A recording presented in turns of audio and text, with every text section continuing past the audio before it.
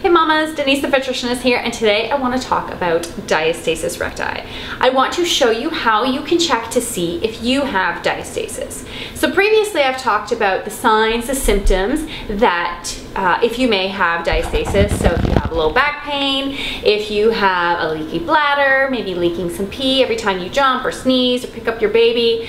Maybe you might have a gully kind of going down your belly, or you have some bulging happening in your belly, or maybe you're just like I was and you look pregnant and you've had your baby months ago. No matter how many months ago, maybe even years ago, and you still look pregnant, you may have diastasis. So I want to show you how to check for that. So I'm going to slide down onto my side, roll on my back. You can do this at home as well. I'm going to roll up my shirt and just roll my pants down a little bit. So I'm going to check in 3 different places between my sternum and my pubic bone here. So I'm going to take 2 fingers. I'm going to start by placing the 2 fingers, 3 fingers actually, let's do 3 fingers, place them in my belly button, in my umbilicus. And what I'm going to do is just do a slight head lift off the floor. So my head is only coming up a couple inches off the floor, and I'm going to come back down. Now in my case, I'm going to use 2 fingers, and I can actually feel, if you're doing this at home, what you're going to feel is the right and left rectus abdominal walls closing in on your fingers. Now if you can't feel that, put in a couple more fingers.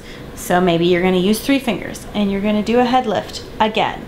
If you don't feel those that closing again, use some fingers from your other hand.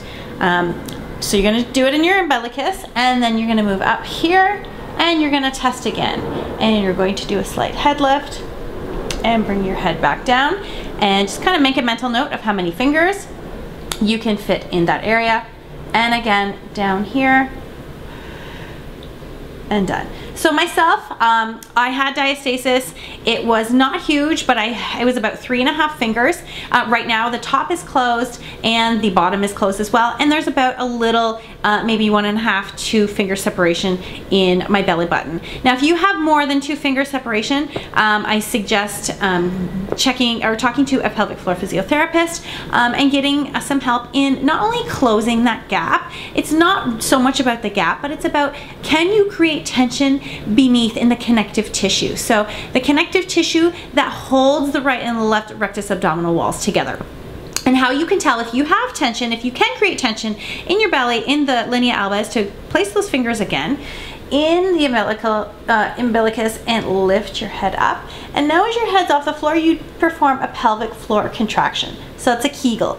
If you can feel a little bit of tightness, some tautness happening in your belly, that means you have a functional diastasis. So you are able to create tension in that linea alba, which is great. So just to recap, there is no standard research as to say, yes, you need to be, you need to fix your diastasis if you are 2 fingers. 2 fingers, 1 finger is pretty standard. Anything beyond that, we'd have to get it looked at. I hope you enjoyed this video. Thanks for watching.